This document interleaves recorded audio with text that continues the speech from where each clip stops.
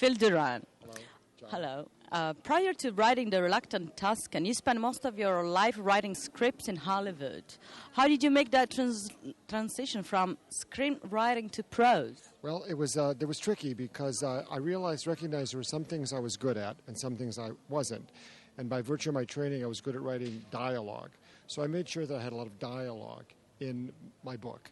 And what was more difficult was like describing something, because having written scripts, I would write, interior suburban house, and the set designer would go in and do it, and I'd say, yeah, that's it, that's good, okay. But now, as an author, you have to describe that, so that's what I really had to learn how to do.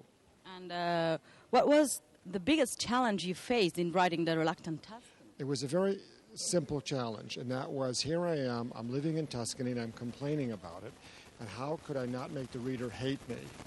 So what I really tried to do was be as honest as I could about my life, what was going on in my life, which was at that time, I was walking away from a career that I had done for 25, 30 years, and it really defined me.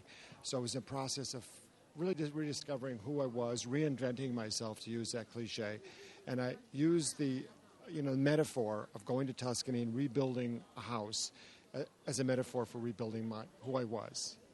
And how actively did you participate in the marketing of your book? I was very involved. I hired a private public relations firm, even though Penguin was extremely generous and sent me on a number of book tours. And I realized I really devoted almost a year and a half of just plugging the book.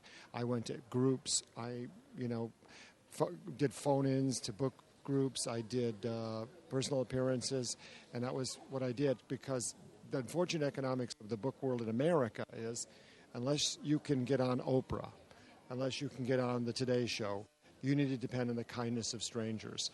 And we were very fortunate, and word of mouth really built The Reluctant Tuscan. Thank you, and good luck.